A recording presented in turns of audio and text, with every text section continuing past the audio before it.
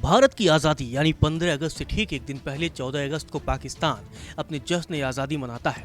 आज़ादी के जश्न के बीच बार बार लोगों के मन में यह सवाल आता है कि आखिर पहली बार पाकिस्तान के नाम से अलग देश बनाने की मांग किसने की थी।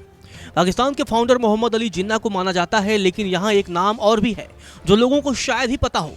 ये नाम है रहमत अली। तो चलिए पाकिस्तान की मांग क्या है, इनसाइड स्टोरी में आपको बताते हैं। इस कहानी की शुरुआत होती है साल 1930 से। चौधरी रहमत अली कैम्ब्रिज विश्वविद्यालय में कानून की पढ़ाई कर रहे थे। उन्होंने पहली बार अपने दोस्तों के बीच एक अलग मुस्लिम देश बनाने का आइडिया सामने रखा। धीरे धीरे यह मांग अपने कई पड़ाव को पार करते हुए आगे बढ़ी। ये वो दौर था जब ब्रिटिश भारत में हिंदू मुस्लिम के बीच विवाद शुरू करा चुके थे।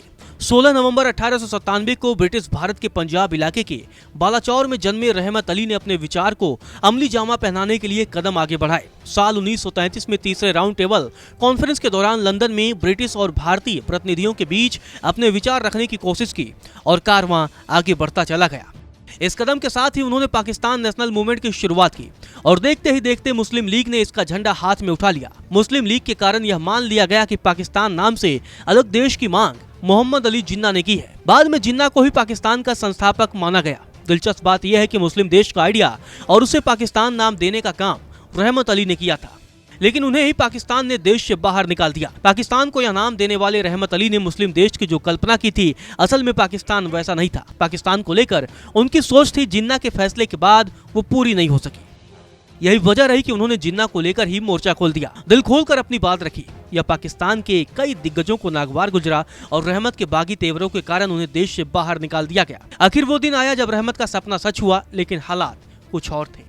14 अगस्त 1947 को पाकिस्तान बना तो उसकी मांग करने वाले रहमत अली वहाँ थे ही नहीं, वे इंग्लैंड में थे। उनकी सुध लेने वाला कोई नहीं था। उन्हें शिकायत थी कि पाकिस्तान के बंटवारे को जिन्ना ने क्यों मंजूरी दी। विवाद बढ़ता गया और धीरे धीरे लोग उन्हें भूल गए। पाकिस्तान से निकाले जाने के बाद वो इंग्लैंड चले गए। आर्थिक तंगी के चलते हालात बिगड़े तो कर्ज लेकर जीवन जिया और जब उसे चुका नहीं पाए तो दिवालिया हो गए।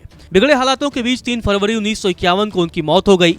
किसी को इस बात की जानकारी नहीं मिली। घर में लाश सड़ने लगी और बदबू जब पड़ोसियों तक पहुंची तो अंतिम संस्कार किया गया। तनहा जीवन जी रहे रहमत के साथ कोई नहीं था जो अंतिम संस्कार करता, इसीलिए ये काम कैम्ब्रिज यूनिवर्सिटी ने किया। कैम्ब्रिज के न्यू मार्केट रोड में बने कब्रिस्तान में 20 फरवरी 1951 को उन्हें दफनाया गया। रहमत अली और अल्लामा इकबाल दोनों ही अलग मुस्लिम देश के समर्थक थे। रहमत ने तो पाकिस्तान के नाम से वीकली मैगजीन निकाली। पाकिस्तान का एक नक्शा भी छपवाया जिसमें 3 मुस्लिम देश दिखाए गए थे, पाकिस्तान, बंगिस्तान और दक्षिणी उस्मानियास्तान। बंगिस्तान का मतलब आज के बांग्लादेश से है। दक्षिण उस्मानिया का मतलब निजाम हैदराबाद के क्षेत्र से था।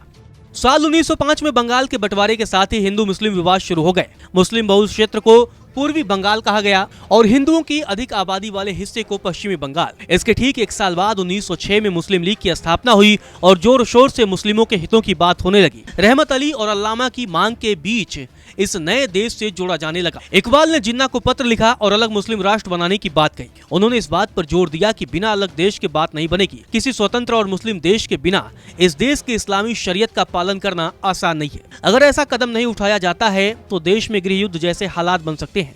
क्या आपको नहीं लगता कि यह मांग रखने का समय आ चुका है? उस समय जिन्ना इंग्लैंड में थे। एक लंबी कोशिश के बाद आखिरकार 14 अगस्त 1947 को पाकिस्तान बना तो उसकी मांग करने वाले रहमत अली वहाँ थे ही नहीं।